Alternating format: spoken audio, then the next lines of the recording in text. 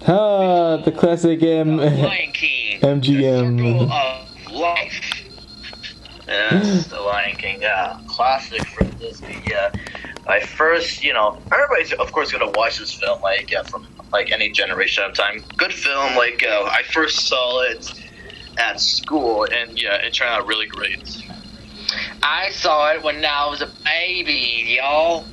As a toddler, as a 6-year-old, a 5-year-old, or whatever. But I saw it as a toddler. Okay, why are you talking like that? Like you're from the Bronx? Fresh. Fresh. What? Fresh. What? Oh crap! Not again. Oh, I thought you glitched there. Yeah, if you slow down, for Christ knows how many goddamn times we gotta say this. People have mixed opinions about the live action from 2019. Yeah, especially with the actors. No offense, it doesn't have the same charisma how for the original. Yes, I agree. Just like what I did with, EC, they could have just done much more with the facial expressions, so we can actually see and understand their emotions whenever they express themselves again. But they were just being it was just laziness. The live action stuff was cool, but it was just lazy.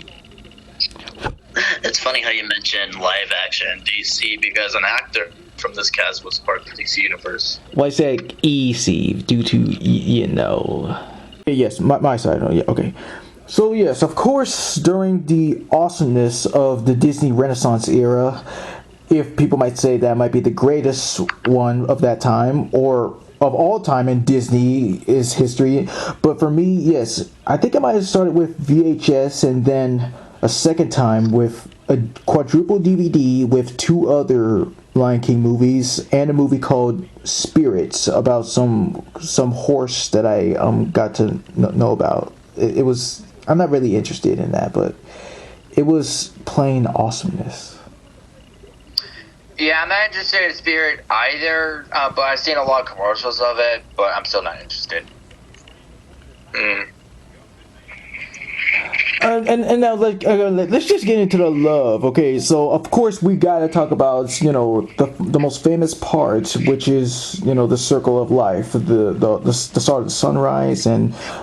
Okay, so, not many kids knew this as a child, or any other people knew this, and they made so many fan lyrics about this, because, the whole song is gibberish. It's not really English, but the reason that is because the whole entire song, except what they say, "Circle of Life," is in African, because it's supposed to be an African feel. But it's still a legendary song, and you can't help to sing it to. For example, Brian Holt was trying to do a Disney Try Not to Sing Challenge Part 2, and he lost it on that one. I mean, can't imagine why. It's just really that good up until you see Zazu come in and, just hits hard. Yeah. And bless you, Blitz. Thank you. Oh, bless you, Blitz. I've been sneezing for 3 times and we know this. I didn't hear you because we were just talking. Hey, I noticed. I just wanted to, be patient and stuff, That's alright then. And haven't been flashbacks of the Achu incident. That's different, because I was actually sneezing. I know, but I think it's once when you're trying to talk about that guy that voiced Elliot from season 2 and trying to say something else, and I said Achu, that's where he meant to joke. I mean, there is such a thing as, I don't know, covering your mouth? I know, but it still made you laugh. Yes. And if that didn't happen, it wouldn't be part of best junior moments. Yeah, I'll get right on to that. But anyways, though, yes, I do like everything about the opening scene. We see all the animals gather around, and then we see baby Simba born. It's just the most adorable thing that you could ever see. And of course, when he raised up, all the animals cheered, and then they bowed. But then when you get to the Lion King 2.5, you get why they were actually bowing down, kind of ish. Yeah, Also, there's a blooper where it shows Rafiki about to raise him out of his walking, but he trips and he drops Simba off the cliff, and he like walks over to the edge. He's like, Simba? Oh yeah, I've seen that on many different vines. Yeah. Blitz, from your side? Kind of eating right now, but What's he? I'm eating a sandwich because I was like, getting prepared for this. Get it? And we're not talking about that yet, but we will. Okay, that was just a joke, but What always, what can I say? What makes me remember this film is especially like, the beginning and all that with, nah, Slovenia, all that. Yeah.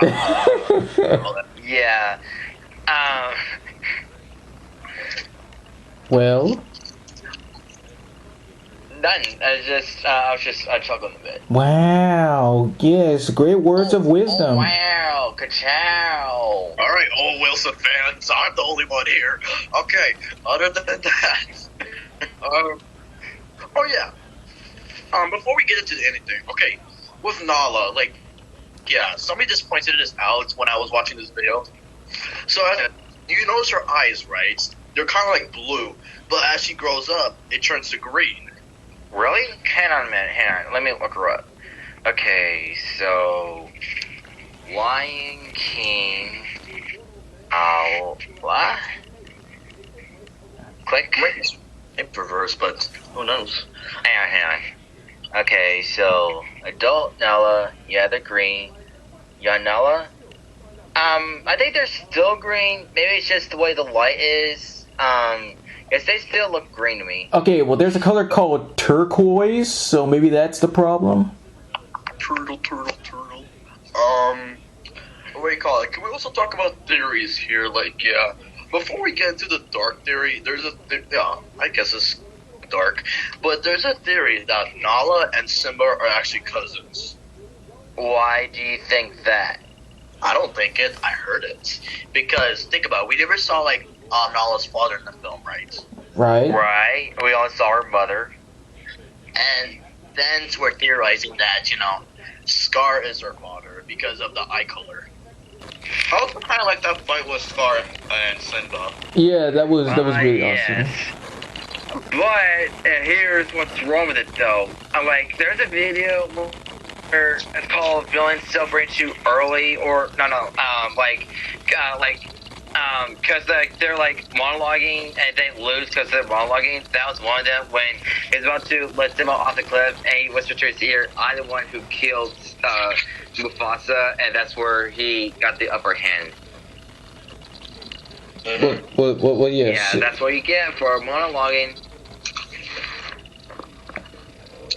I mean, just saying that just to spite him, reveal the actual truth, but, yes, but the fights, yeah, I do like how it was, in slow motion, and they were fighting like actual big cats do, and, well, even though it was satisfying to see, Simba overthrow literally Scar, but it was originally supposed to be both of them falling down, and Scar burning to death while laughing.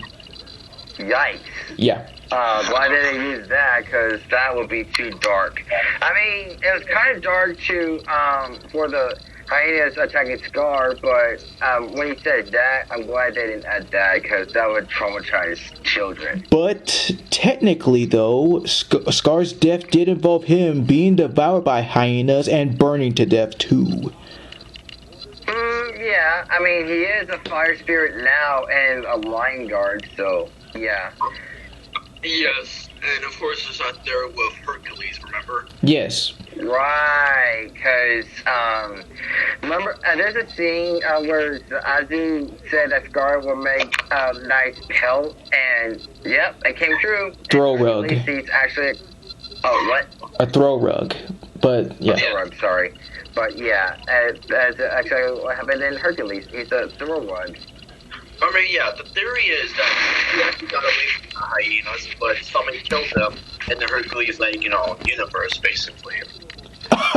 It had to be Hercules himself because that's one of his 12 labors, slay the Nemean lion. Of course, yeah.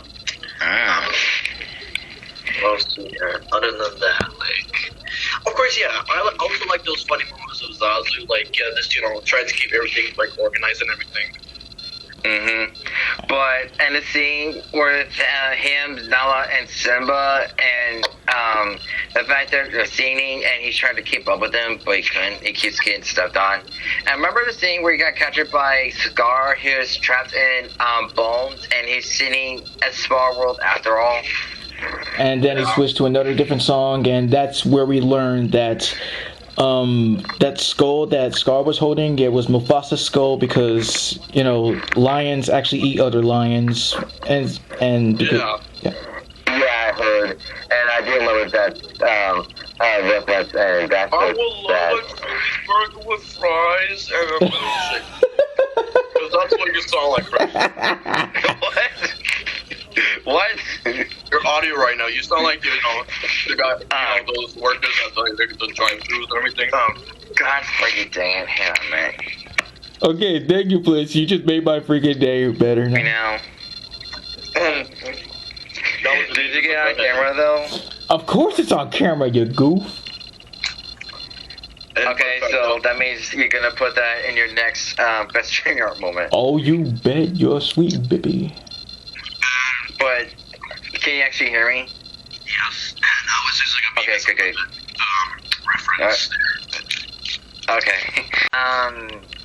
What else is? Oh yeah, let's not forget the song Hakuna Matata. Oh, I'm sorry. We would talk about the song itself, but we're not quite there yet.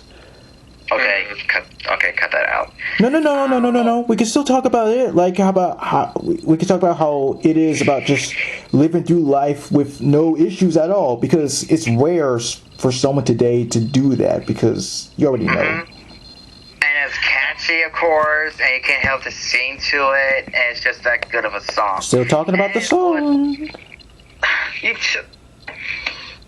Are we talking about it or not? You got me confused. Okay, I mean, like, even though we can't talk about the song, I mean, like, the part where Simba's being technically raised by Timon and Pumbaa now. That's what I meant. I mean, yeah. Wait, technically, hold on. Okay. Hear me out. If they raised him together, right? Yeah. Could? Okay. Even though Nathan Lane is gay in real life, I mean, come on. No, I'm not saying that. I was saying that. I mean, I know. I was just saying, Hello? Yeah, because I saw. I think I already did. And remember, in Guard, they raised that Badger dude. I mean, yes. But other than that, like, yes. With Timon and Pumbaa, two of the funniest characters from the franchise. What I gotta say about them, like, one of my favorite parts about Timon especially is, like, tastes like chicken. But in the bloopers, when he's trying to eat a blood, he's about to throw up. Yeah. And there's a theory that, like, the reason he said the bugs tasted like chicken because they wanted Simba to think that, like, it actually tasted like chicken, so Simba doesn't eat both of them. Oh, yeah, I've heard that. But, I mean, he's just a kid. I mean, he wouldn't think about eating them. I mean, but then there's a lesson where you got to learn to love them, and of course the most awesome part of that scene is also where you see Simba, fully grow into an adult, and yeah, it's almost kind of like restarting your own life, starting all over again to a new chapter, like reborn, Exactly. And it makes me wonder, how old are Timon and Pumbaa? Okay. Welcome to Fast Burger. Yes, can I have a milkshake with fries? God dang it. Again? Alright, here. Let me take it off my headphone. Will that be your order? Yes, that would be in order. Like that.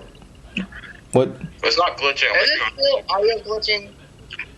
It's not audio glitching. I'm messing with you.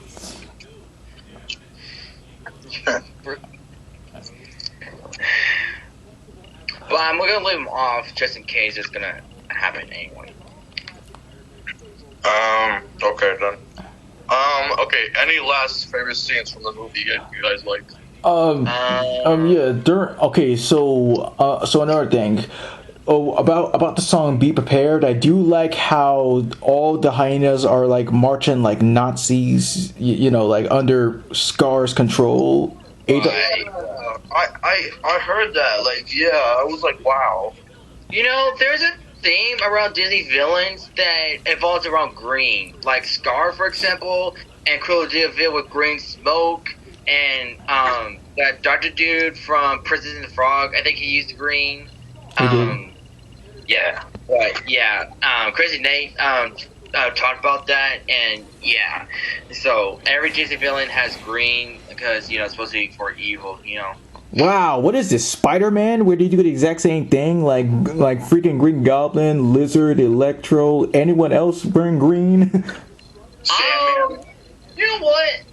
Now that he said that, yeah, half of Spider-Man villains are green. Scorpion. Well, I mean, Electro, even though he wears a green suit, remember, in Ultimate Spider-Man and Amazing Spider-Man 2, he turned all blue, so. Dog. I know, but that's just crazy that half of his villains are wearing or all green. Hello, Dr. Octopus. Vulture. And Lizard. And I already Electro, said him. Green Goblin.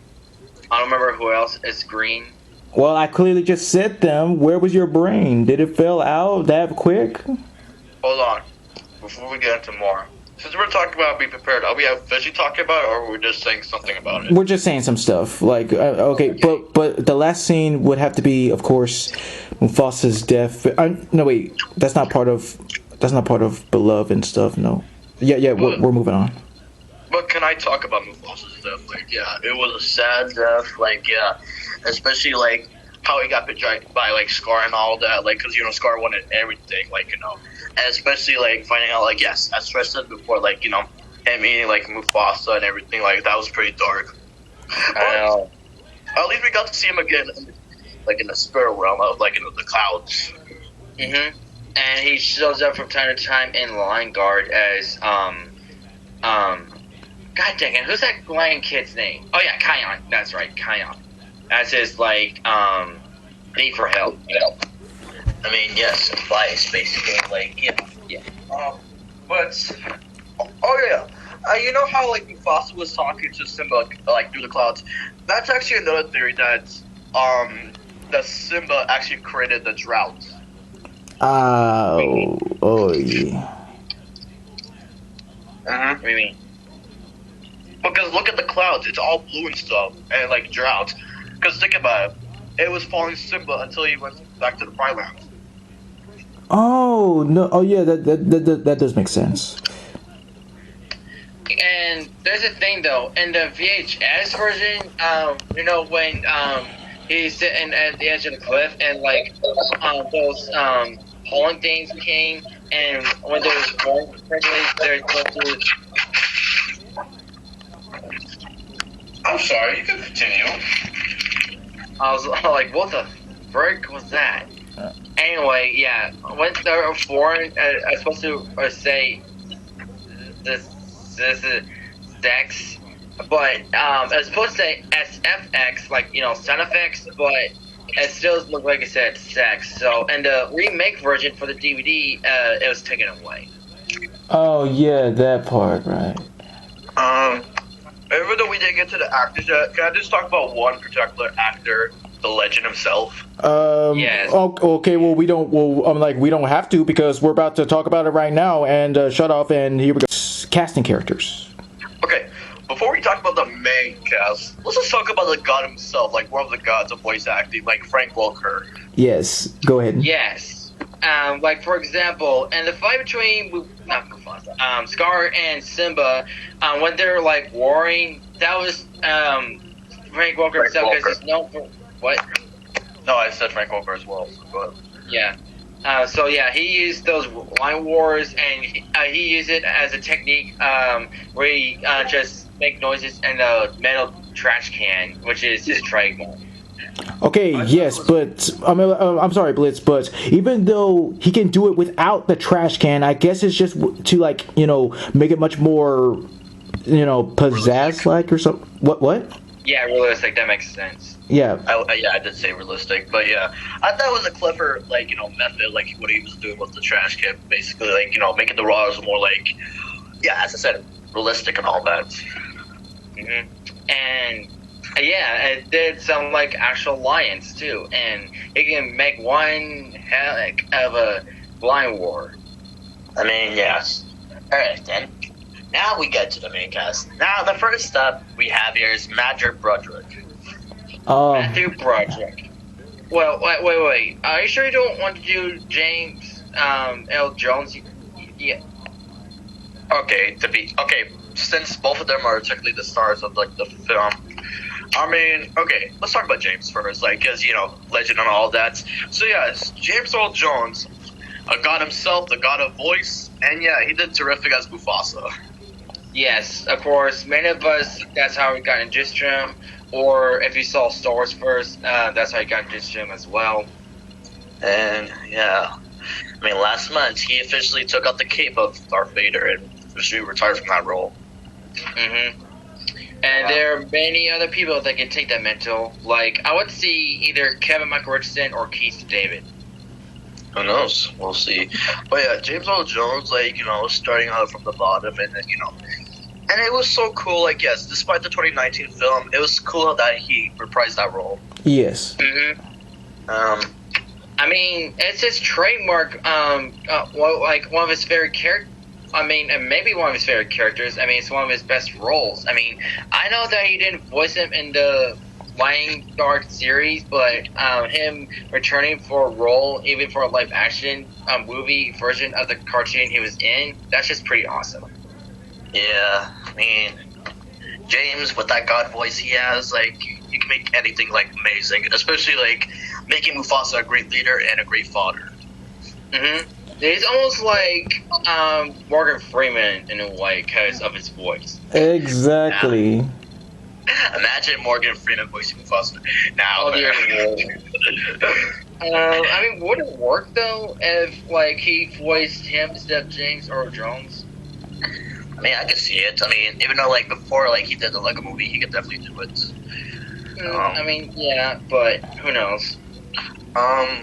But yeah, before he was considered as the role for Mufasa, it was actually Liam Neeson considered as the role first. Liam Neeson? Yeah. Sabretooth? No, that's not Sabretooth. Oh my god. That's Liev Schreiber.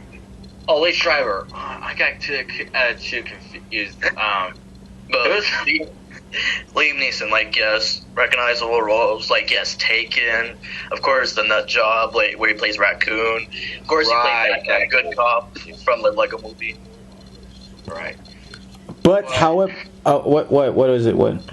No, I was gonna say, even though he did good for Raccoon, I don't see him as Mufasa. However, technically, ironically, he did play a lion named Aslan in the Chronicles of Narnia films. Narnia! Ah. Yeah. He also played Ra's al Ghul in the Christian Bale Batman movies. Yeah, well, Batman Returns, to be specific. Also, it's pronounced Ra's al Ghul. Right. It doesn't matter, yes. Even though it is Raish, some people say Raz, like, yes, it could go either way. Well, I mean, people say it easily, but it's understandable because no one knows how to pronounce his name fully. And you know what's so funny? Because, yeah, with Liam Neeson, like, he also played a character in Star Wars. What? Qui-Gon Jinn. Yes. Who is that? I mean, like, probably some friend of Obi-Wan Kenobi. I don't know much of him. Well, yeah. Like, yes, I got sidetracked from, like, live-action movies, but yeah. It's funny how both, like, were part of the Star Wars, like, franchise and, like, consider. But, first, what do you have to say about James? I say, yes. He, along with everybody else, this is how I got really introduced to freaking everybody, to be honest, and it's awesome. And he himself continues to do great as well with his God work. I humbly respect everything that he has done, and let him continue to be awesome as the days go by, and bless him, bow down to his greatness. Yeah. I mean, like, and his family members, should be proud of him too, like, for all of the years and all that. But James continued, like, with his legacy and all that, and just hope for the future. Good for him. All right, moving on. Like if Google can make up if he's retired or not, right now he says he's not retired. Hey, again, that's Wikipedia's fault. But all right, moving on to the next big star, as I mentioned before, Matthew Broderick. Yes. I mean, yeah, he didn't show up until Simba grew up, but yeah, that's how I got introduced to him too. But I got introduced to him again, which I didn't know that was Simba at the time, was in Dr. Hall starring Danny DeVito and him. So, yeah, and he's a really good actor. I started liking him when I started watching movies like Cable Guy starring him and Jim Carrey, and then later a movie called, which is a classic when he did when he was younger, called Ferris Bueller's Day Off. Yes. Bueller. Has anybody seen Bueller? Bueller. Classic Ben Stein with his line. I mean, yeah, this is how I officially got introduced to Matthew, because, yeah, what his greatness was Simba. Like, yeah, if it wasn't for him, like, honestly, I wouldn't even get introduced to him if he didn't voice Simba in this film. Exactly. Like, if they didn't voice him, I wouldn't have introduced him either. I mean, this is like the great voice he puts for, like, Simba, makes him, like, as a warrior. Mm-hmm. Or like a lovable character, like a lovable childlike character. If I'm saying it right. Mm-hmm. And you, Fresh? Yes. As we stated before, a restart on life where he's reinvented himself as some kind of carefree, no worries guy who is kind of a little bit delusional and needs to snap back to reality, and he eventually did with the help of a freaky, and then he just wants to go back to reclaim his rightful throne and to set everything straight, which he eventually did, and, well, good on him. Good journey. Yes. Yep. And other than, like, his live-action roles, as was mentioned before, he was also in the 2019 movie Wonder Park. Yes, that movie was... Oh, yeah. The one with the little girl and those animals. I forgot he was in that movie. I saw it once. It was okay. Like, in the first Inspector Gadget movie, he was the title character. Right. That's right. Thank you for reminding me. Yes, I did see that once again, and he actually did pretty good.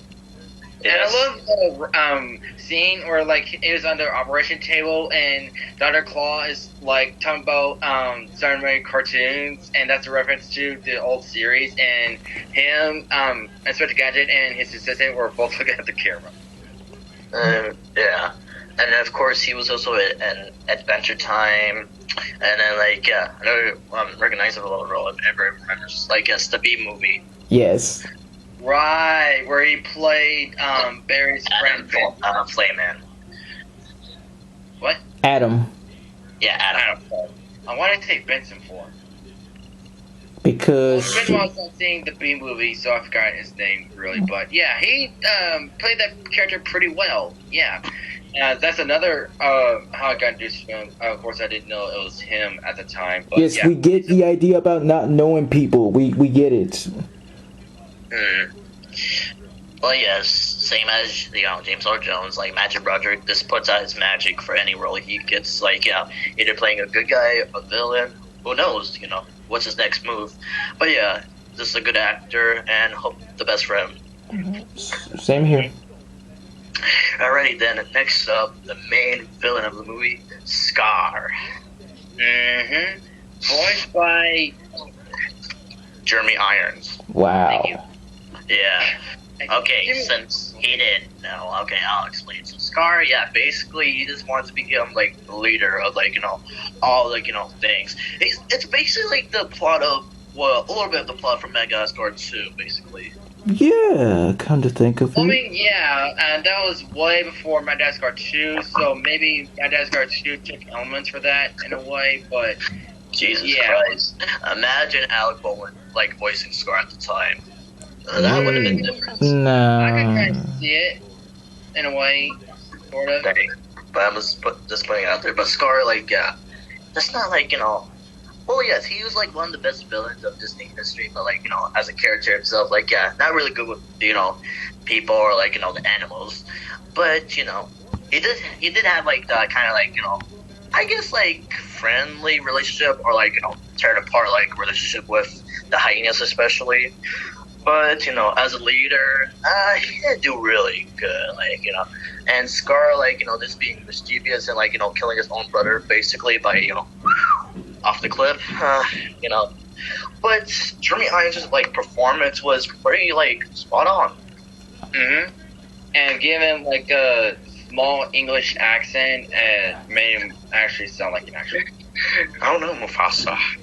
Yes, and more recently, like, yeah, other than playing Scar, like, another role that I know him from, even though I didn't watch, like, the Zack Snyder verse, like, in movies and all that, he is also known for playing Alfred for Ben Affleck's Batman. Yes. But other than Scar, like, yeah. But yes, with his song, Be Prepared, yeah, it was really catchy. Yeah, and here's the thing, though. Jeremy Irons wasn't the one that sang a song, because he tried to Yes, he sing did. He did. Oh, wait, you're saying it And, wrong. like, yes, where the line where he was yelling, "You wanna get a sniff out of me," and when the hyena screamed, and then after that, Jim Cummings took over. Yeah, because that messed up his throat. But Jim Cummings, wow, he sang like a warrior. Villain. God. Just singing as a villain. But yeah, with Jim Cummings, like, singing voice for Scar, as a kid, you wouldn't recognize that, but now, if you hear it as an adult or, like, teenager, you can hear, like, a little difference. Mm-hmm. But, yeah, still did good. And you, Fresh? I personally agree. Like, Jim Cummings taking over, he actually did like a really spot on impression of Scar, and even did play him in, Simba's Pride, the sequel. But other than Scar, of course, we do know him as Ed, one of the three main hyenas, and also the gopher that alerted Zazu that hyenas were in the Pride Lands. Yeah, he's just a funny character. I have no problem with him. Like, yeah, easy, like, 100 there. I would love to see Mark Hamill voice him. Oh, God, like, yeah. We got crazy butts. Here, Ed, take these cigarettes and now talk like a maniac. Laugh like a maniac, but of course, yeah, with Ed, he did surprise me at the end of the movie where, yeah, he was laughing, but in an evil way. Yeah. You gotta be aware of the silly ones. Yeah, and he even got to play him in the Timon and Pumbaa series. Oh. Yes, because other than playing, Ed, he also got the honor of playing Timon and Pumbaa, but not like officially, but he played an older version of Pumbaa. An older version? Like a future version? Like an old person, like Pumbaa. Yeah, that's like a future version, but wow. Yeah, I mean, and also with Timon, like, yeah. With basically Lion King, with the other actors, but Jim Cummings also carried out with Lion King, like, being, like, one of the best. Exactly. Yeah. And definitely he got prepared for this as well. And it was cool to find out that him and Jess Arnell actually wrote some of the songs for Lion King. Yes, Yeah. right. Again. I mean, yeah. Then again, it would have been funny to see Jess Arnell as Ed. It would have. That would be awesome, though. Alright, then. Next up in our list, Nathan Lane, a.k.a. Timon. Yep, of course, we got introduced to him in that as well. And I got introduced to him in a movie that my dad got me watching. It's got Robin Williams in it, called The Birdcage. Of course, I didn't know who he was until when I got older. I found out that he was the voice of Timon, which is pretty awesome. But yeah, he voiced him pretty well in that movie. And yeah, I really enjoyed Nathan Lane. Yeah, and finding out that he was gay in real life, which, then again, yes, he also played a gay character in Modern Family. I didn't know he was in Family. Yeah, and then another time I got introduced to him was, before watching the show, I actually got introduced to him to a movie called Teacher's Pets. You ever heard of it? Yes. Yes, I have. The one that looks like that board game. What's it called? Brainiacs? No. Cranium. Yeah, Cranium. And yeah, that movie, yeah, this dog just wants to be a man. Like, yeah, that hits like tight over there, but it was still a good movie. Other than that, of course, he was also in Stuart Little. Yes. Right. Yeah, he voiced Snowball the cat. Snowbell. Snowbell. Yeah. But yeah, in that movie, he didn't come to liking with Stewart because mainly he's a cat. But over time, in the sequel, he started to like him a little, just a little. But yeah, Timon, like, yeah, he's just like great character, especially to like, yeah, his best friend Pumbaa, and like a great like father figure for like, you know, Simba. Like, especially starting with Hakuna Matata. Hakuna Matata. Hakuna what? Hakuna Matata. It means no worries. And what's funny? There's a scene where he mentioned a motto, and someone asked, "What's the motto?" And he said, "Nothing. What's the motto with you?" That was good. Yeah, it was good. But yeah, Timon along with Nathan Lane both did really great. Yeah, and then of course, do you know anything about the actor that played Pumbaa? Well, that's his only voice role. Like, he voiced Pumbaa throughout his appearances in media and games. Ernie Sabella, wow. Him voicing him throughout, that's just wild. I mean, no one else took the mantle, but he's the only one. That's just wild. I mean, yes, like I said, it's just crazy that he's been Pumbaa ever since, but it's still cool. Okay, yes. Alright then, next actor, Zazu, voiced by, and yes, still like amazes me to this day, Mr. Bean! Rowan Atkinson. Yeah. Yep. Mr. Bean as Zazu, like, yes. I know, honestly, when I found out about this, I was like, wow, like, yeah. And I was surprised he took this voice role, because at first he didn't want to really do it, because, you know, he was, you know, unfamiliar with voice acting, because he was used to, like, you know, doing acting a lot. I mean, Makes sense. come on. It's just the same as acting, just with your voice more. Like, it's much more fun, but come on, man. Just give it a chance. I mean, yeah. Other actors done it. I mean, heck, Mark Hamill was an actor and he became a voice actor ever since. I mean, well, we're talking about celebrity-wise. Like, yes, I know Mark Hamill is a celebrity too, but like for Rohan, like, yeah. You see, okay, yeah. Until his agent convinced him to do the role of Zazu. So yeah, he only voiced in the first movie, but in the second movie it was a different actor. Yeah. But I gotta say, for like his like one of his like first voice roles, I say he did pretty good. Yes. Mm-hmm. And fun fact, when he's singing, that's Jeff Bennett. Dang, yes. dang right, yes. Eventually did took over as Zazu in The Lion Guard, yes. Yes. That's pretty awesome. Yeah, and let's see here. Another thing about Zazu, like, oh yeah, well, okay. So yeah, other than like, you know, The Lion King and Mr. Bean, like, of course, yes, he was in one of the live-action Scooby-Doo movies. Yes, right. Yeah, and it was pretty cool to see him there. I was like, wow, like, yeah, because I noticed his face, but I was like, Mr. Bean with a beard? Because originally that role was supposed to go to Tim Curry. Yes, right. But yeah, I just give it a 100 both, like, yeah, the character and the actor. Yeah, the same too, and it's also a bonus that he's also one of the smartest celebrities, and like it's kind of ironic because, you know, Mr. Bean, and you know. Yeah, I know. I've heard that how it aided Mr. Bean is, even though I've never seen it, but I didn't know he was that smart. How smart is he? Okay, let's see. From Watch Mojo, if I can. Oh, okay. All right, you're still on here, so. Oh no. Wait, can you still hear me? Oh, this is bad.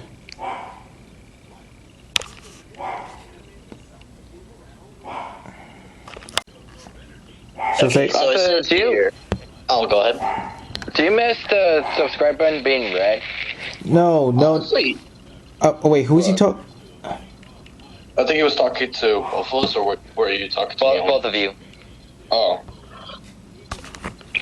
oh well. For me personally, yeah.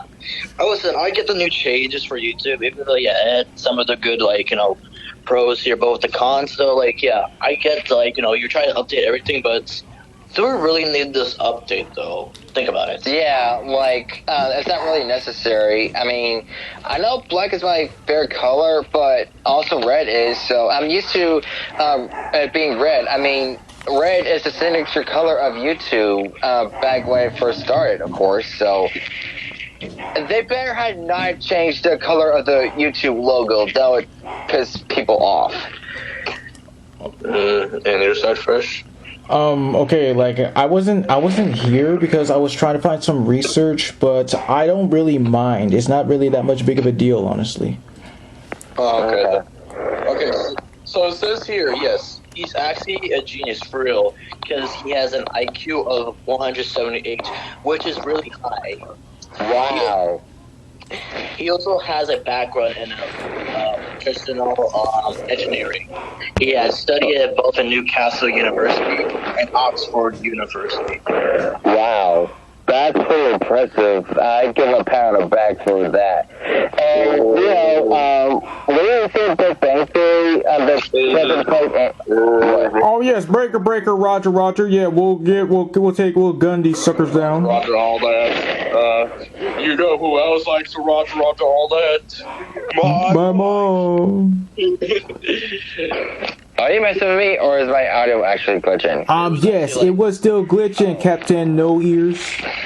Oh yes. Speaking of regular show, first, Time you actually messed with me, I didn't know if it's real or not. But what I was trying to say is, in Big Bang Theory, the character that played Amy is actually a scientist in real life. She is actually a neurologist. oh yeah, I do know that.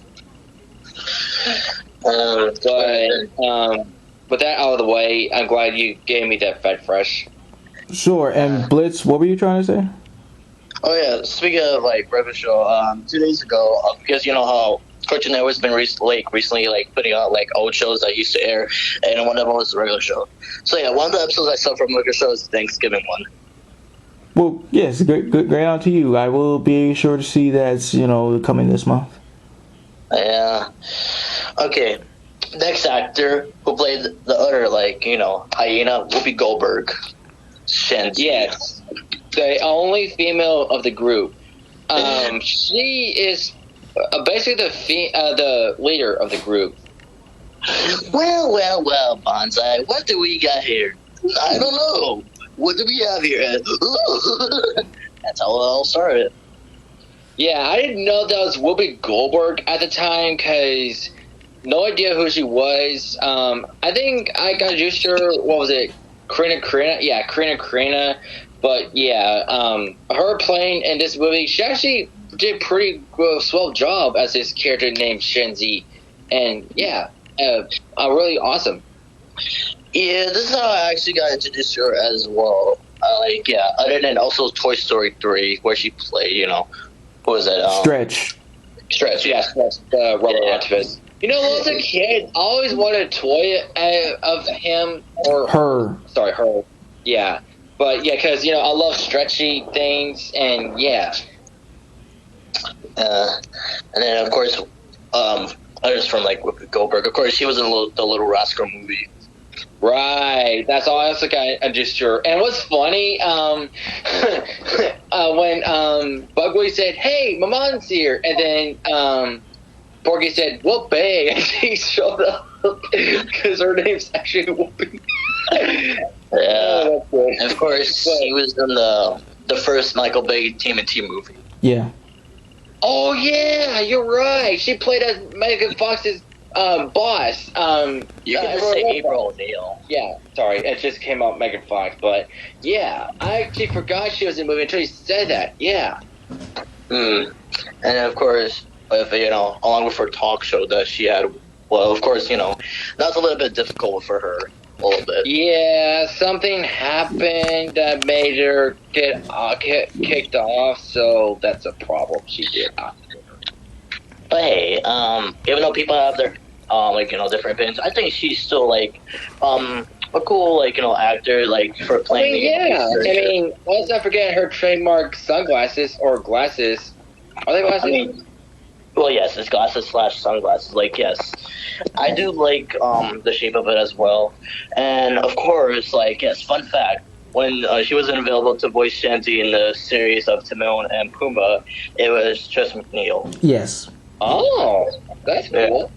And besides that, she was also in a movie called Everyone's Hero, where she voiced a bat. Yeah, right. A bat, like a wing bat, a baseball bat. Yeah, you could have said that at first. Yeah. Hold on, I'm just gonna check something for her. I believe she was Also, speaking of Everyone's Hero, Fresh, when you did that, Out My publication, when you added Everyone's Hero, did you actually watch that? No. I mean, I have seen the movie before, but I haven't really technically fit. This movie with The Birth of Dill. Yeah, and she played one of the Rangers along with David Spade.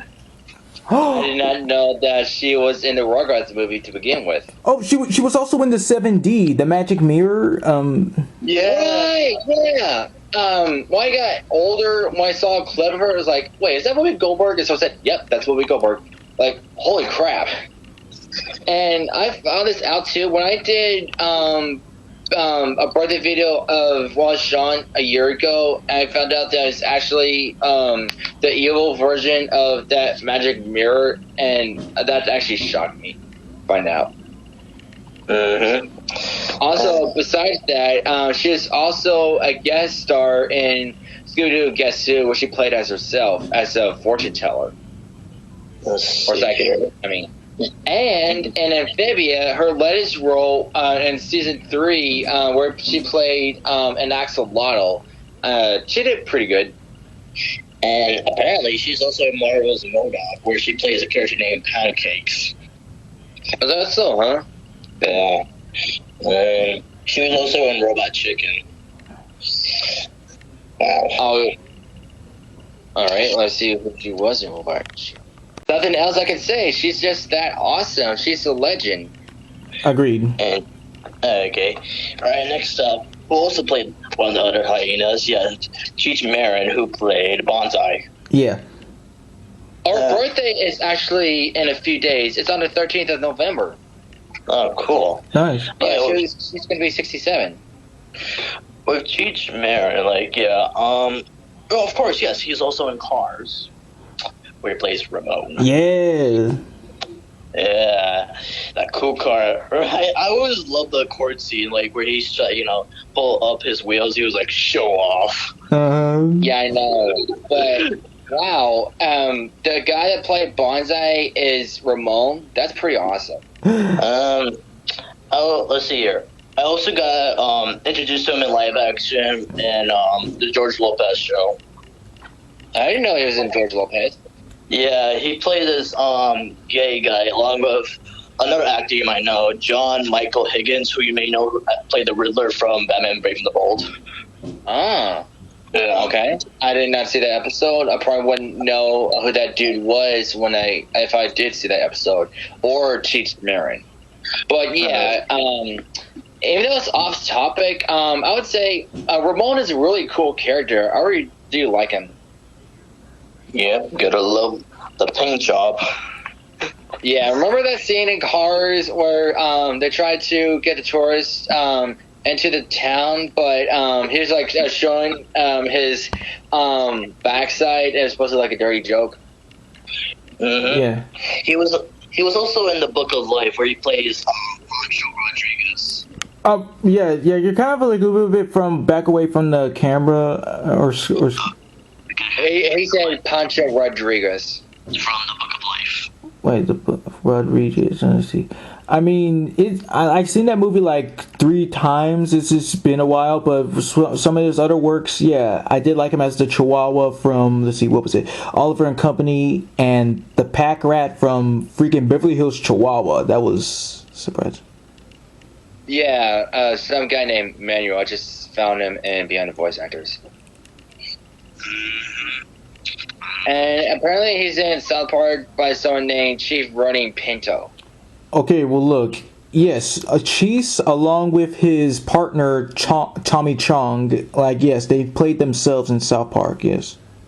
Tommy Chung, like another great legend, like he's also in the show, That 70s Show. He was also in Dark Lopez. Also, in Oliver and Company, he plays a Chihuahua named Nakito Alonso Julio Federico de Tito, or just Tito for short. Yeah, I just said the Chihuahua, you dodo. Oh, sorry, but yeah, I was just explaining what his name was. But yeah, he's pretty awesome. I didn't know he had these other roles besides Bonsai and Ramon. Yeah, thank you. But yeah, he's awesome. Okay, but let's see. Yeah, Bonsai's a character. Like, yeah, I just love the voice he gives. Like, even though that's his normal voice, it is like how he sounds. Me too. Yeah. It's kind of like Ramon, just without the accent. I also like that scene where when Scar was singing "Be Prepared," he was like, "Be prepared, yeah, be prepared." And what were they saying? No king, la la la la la. Yes. That was funny as well. But yeah, Cheech Marin along with Bonsai, yes, also give them watches. Yeah, like, you're still too far away, but I do agree with every word you said.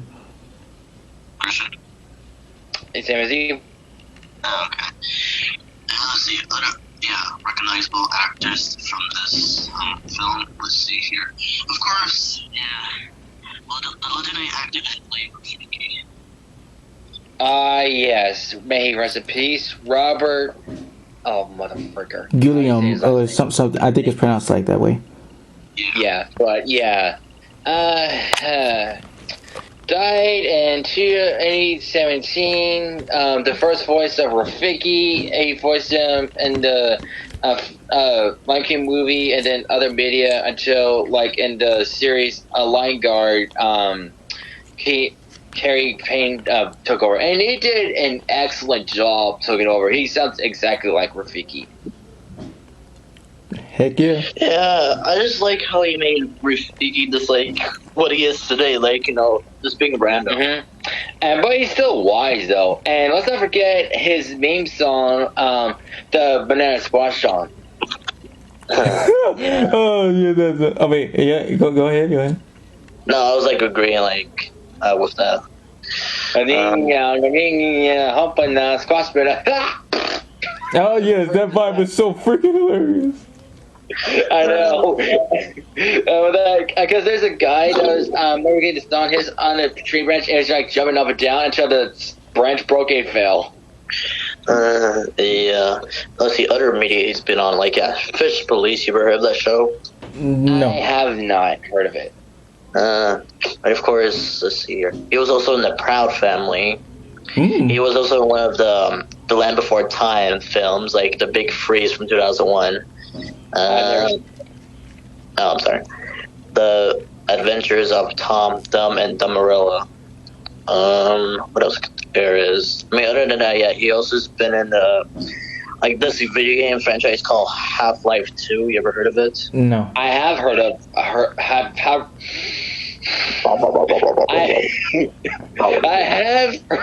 Half-Life. Go on, please. But other than that, Robert as Rafiki, he did an excellent job. Again, may he rest in peace. You were a legend to our childhood. Kudos to you, man. Yeah, and of course, yes, I knew him from like a little bit from his live action roles. Like, yeah, one of the few times he surprised me was like he was in one episode of The Fresh Prince of Bel-Air. All right, I did not know that because I didn't watch that show fully. Yeah, of course, his main show, like everybody knows him from, is Benson.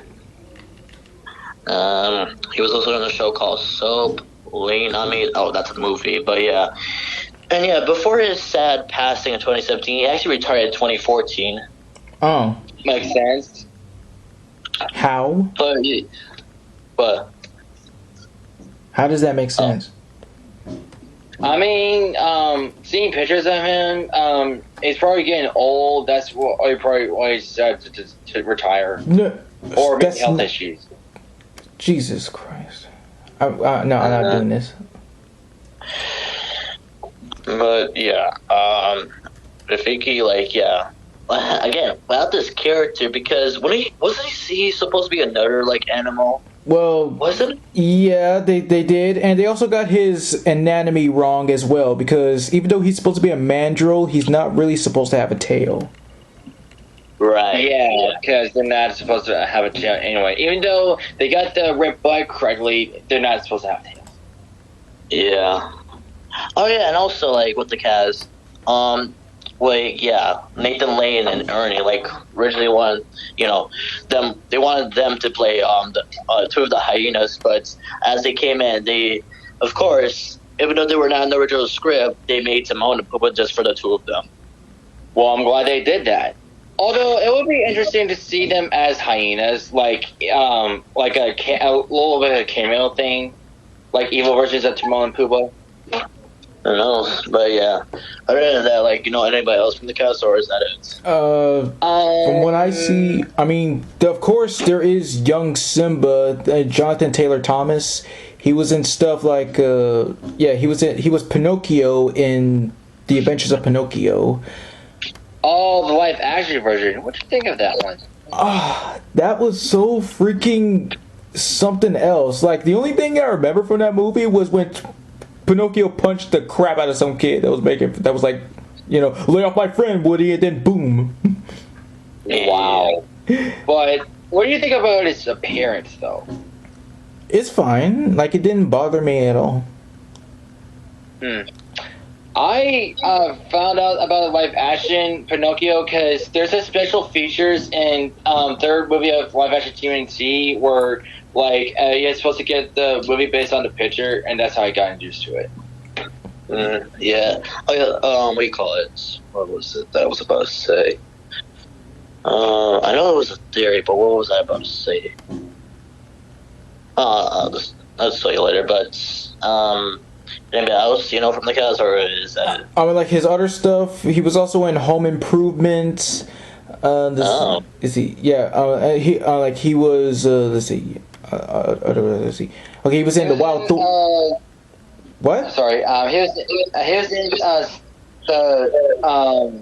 the Wizard of Oz series called Oz Kids, where he voiced the Scarecrow. Junior. Be specific. Sorry. And the Wild Thornberrys, The Simpsons, Smallville, and let's see, Macaulay Culkin in Living Color, that sketch comedy with the Wayans brothers. Wow. And Jim Carrey. Wow. And then like it was pretty, it was like pretty shocking to know that he was one of the many few to retire and just move on to better things. But we still love him as Simba, nevertheless. Yeah. Even though, okay. So another actor, even do you know the actor that played Simba's mom? No. But so this. However, yes. Even though like her and James Earl Jones, they did play another African couple in like Coming to America, starring Eddie Murphy. Yep, I did recognize that. But you know what's kind of sad though? Yeah. Well, it's really sad, as I put it. So you know how the film was released in 1994, right? Yeah. A year after that, she sadly passed away. Wait. Oh. What, the woman that played Simba's mom? Wow. Yeah, in 1995. Oh my god, I didn't know that. I mean, and then again, like, oh yeah, wait, hold on. Hold on. If I go here, okay, yeah, final row. Oh yeah. So yeah. The Lion King was like one of her first, like, few like last roles to play before, like, her death and all that. Well, her other role. I mean, there's no Voice roles here. It was just, the Lion King role she had, which was more sad. Yeah, I didn't know she died. May rest in peace. She rest in peace. I mean, yeah. But now, okay. What's the next topic? Okay, all right. Now we can do the songs. Yes. Okay, kid. It's all about Akuma Matata. Oh, is it Hakuna Matata? Kid, it's all about Akuna Matata. Okay, what's Hakuna Matata? Okay, you're saying it wrong. What? What do you mean I'm saying it wrong? No, I'm being serious. It's just like, first you have to say like Hakuna Matata, and then like we said it like seconds ago. Okay. Never mind. Alright. Okay, so with Hakuna Matata, like, yes, it was a catchy song when I first heard it at school. And yeah, as, we saw, like, Simba, like, growing up throughout, like, the song. I thought it was pretty nice. Mm-hmm. And yeah, a classic. And there's an Easter egg in Toy Story, the first one, during the scene where Link was trying to grab Woody and bring him to the movie van, but he was stretching out, and it showed the baby listening to tunes, and that tune was Hakuna Matata. Yep. Yeah. Okay, so, and it was like it was even much more something. It was a nice introduction, kind of, sort of, for the Lion King 1.5, where Pumbaa said it to Timon, and they started like singing a much more bigger version. Yeah. But overall, like, yeah, one of the best, songs from The Lion King. David, like, both Simba and that Badger kid sung it in The Lion Guard. Okay, so, again, that was with the other great song. Yes, get prepared. Be prepared. I just love how it was first, like, introduced, by the way, like, especially with the humming, like, I just like the tune of that. Same. Yeah. Like, yeah. Any like favorite scenes from you guys from the song? Yes, I do like how, like, after when Jeremy accidentally blew out his voice and James took over, and then I just like how he was literally just rising, and everything began to rise. He began. Wait, Fresh. What? Why did you say James? Because yes, that's his full name, James Jonah Cummings. Oh, okay. Since we're using real names here, but go on. Come on, you should know this. Like, James is short for James is long for Jim, and I mean, yeah, like, and Living Color, Jim Carrey is referred as James Carrey. Yeah, see, Blitz, huh? I'm leaving. I didn't Goodbye. know that. What? I'm leaving the stream. Goodbye. Hey, Live chill, okay. Live life as you can. Hey, look, okay, look, listen, I got it from this guy who was doing Top 10 Archive, like, he's from this channel called Top 10 Archive. He did this Top 10 voiceover, like, Top 10 best voiceover artists of all time, and he said James Jonah Cummings, so, I mean, like, it was just interesting to know his full name, okay? Okay. That's why. But, did you seriously not know that Jim is short for James? I mean, only from Jimmy Neutron, but I didn't know that was, like, Jim Cummings' like, full name now. You can't really blame me, like, do you know J.K. Simmons' full name? Yes, Jonathan Kimball Simmons. Alright, I'm about to bring up somebody that I shouldn't be talking about. Do you know J.D. Miller's full name? No. It's Todd Joseph Miller. Well, good on to him, I guess. And like other people with those initials, like with E.G. Daily, just her like plain name is like Elizabeth Daily. Elizabeth. Yeah. But I honestly didn't know, so Hey, like I'm not pointing any fingers or something. I'm just saying, like, I'm like you just had to. Nah. Have to what? All right. Anyways, just be prepared. Yes, it's an excellent villain song, a top villain song for any Disney fan out there, and I just really do like how it gets well, yeah, that part where he was rising up and the hyenas were like vocalizing in the harmonizing like in the background, and I like that part. Mm-hmm. So anything else?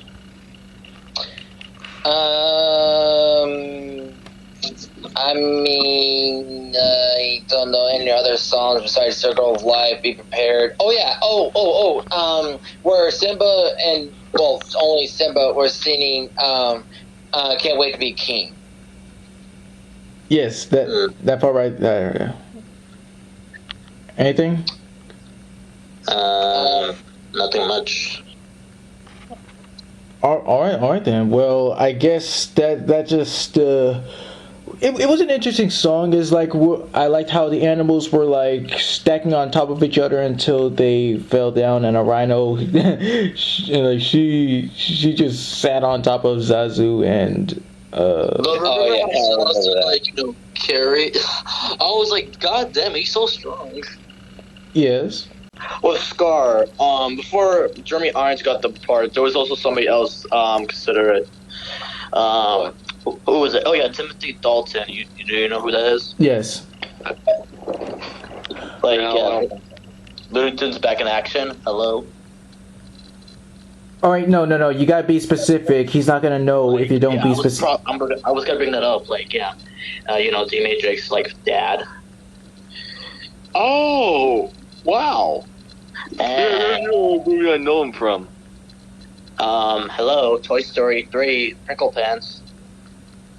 God freaking dang it.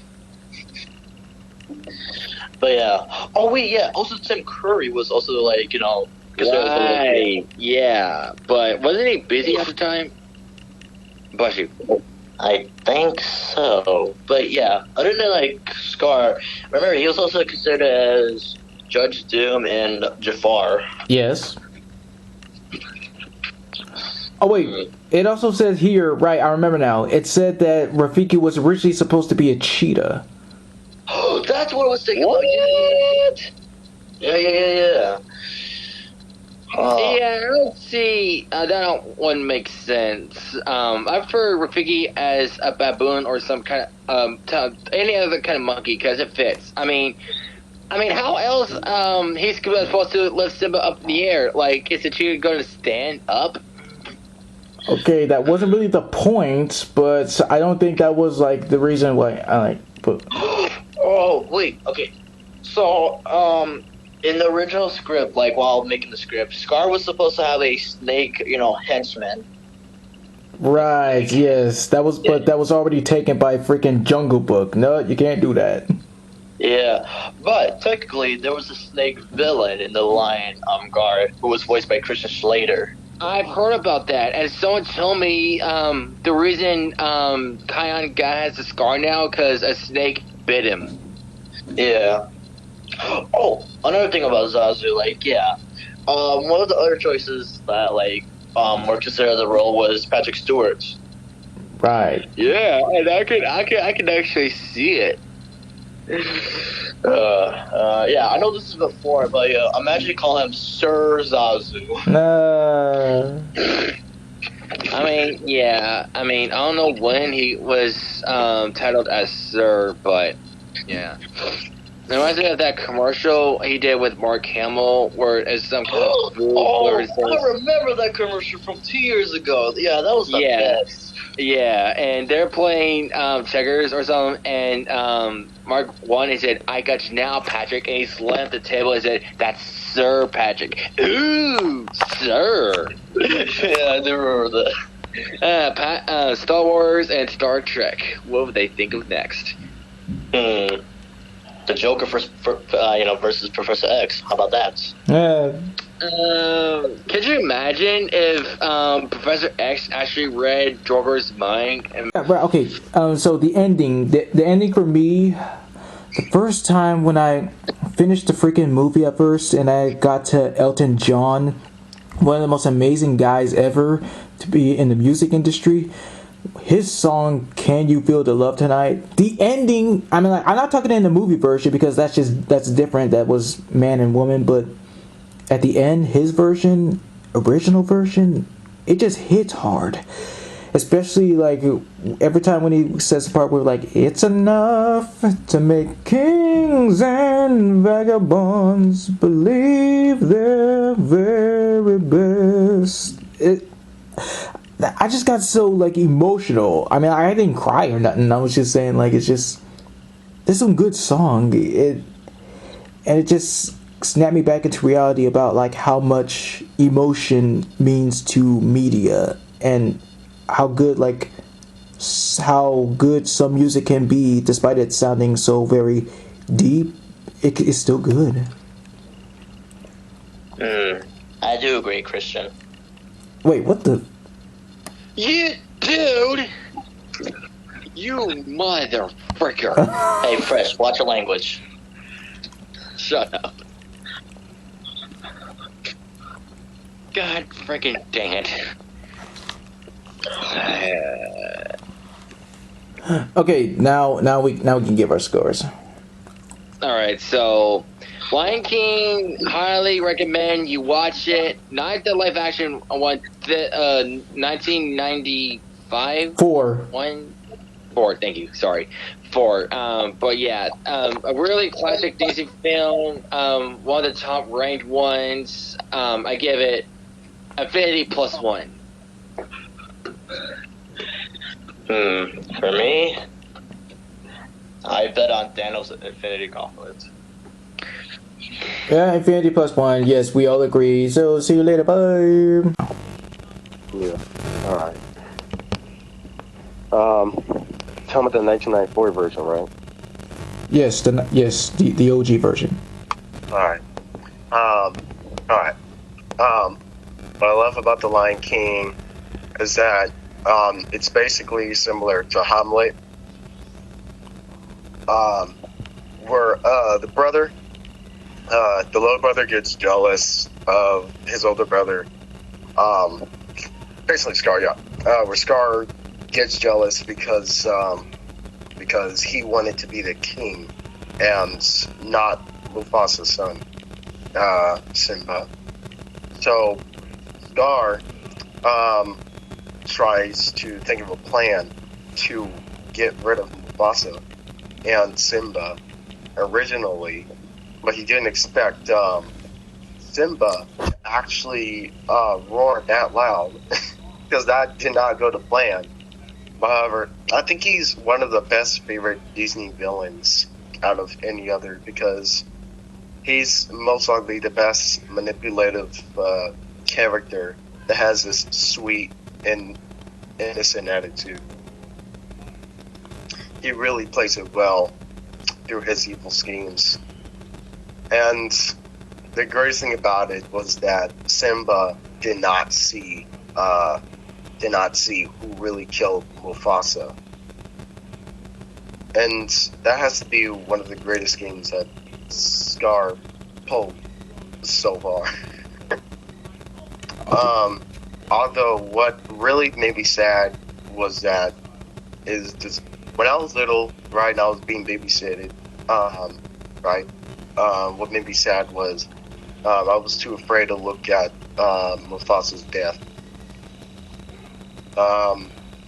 Yeah, because it was really upsetting, especially when Simba was crying and asked people for help.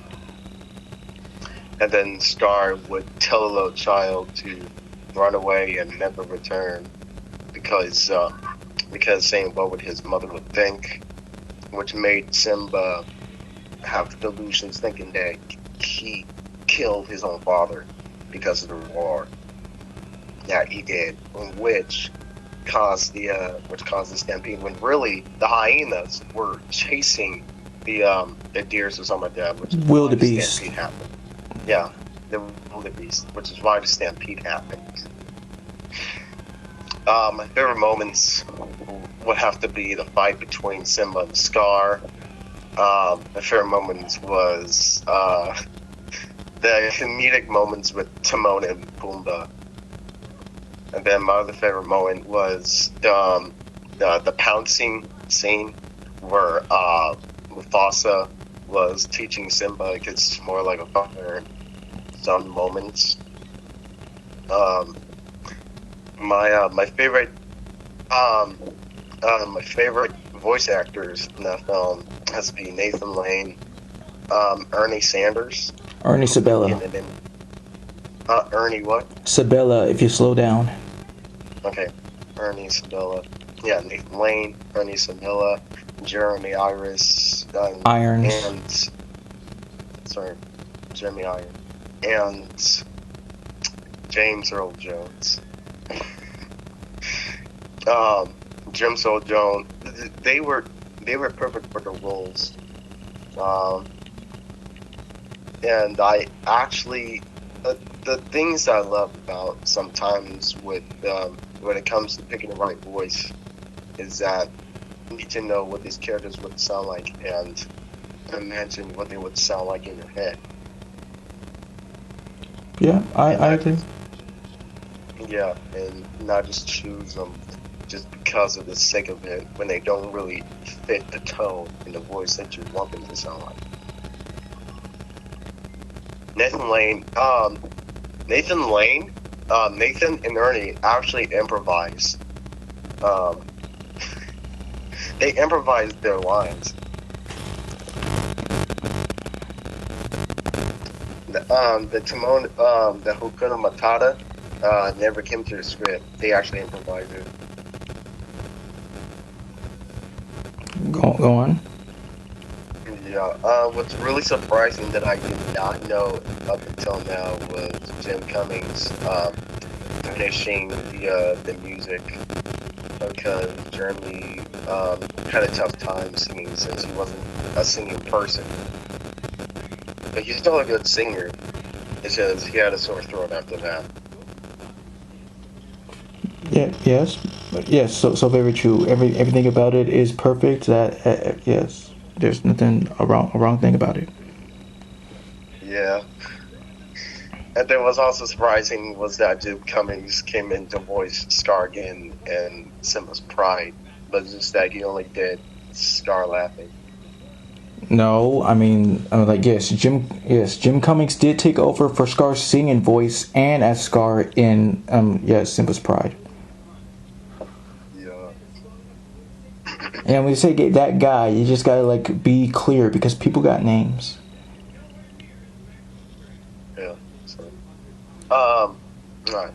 And what's really surprising too that I did not know behind the scenes was also where they kept replacing like voice actors whenever they sing, and they sound very close to the character. I'm glad that they actually did impersonations, especially with the little kid that took over because he's a great singer, and then the actor himself, and did a good impersonation.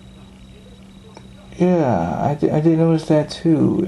Like there was a complete difference with Simba at the time. Yeah. I think also the little girl that plays Nala also got changed, or she was a singer or actor. I do not know. I do know that Simba's voice changed, especially in the Hakuna Matata song.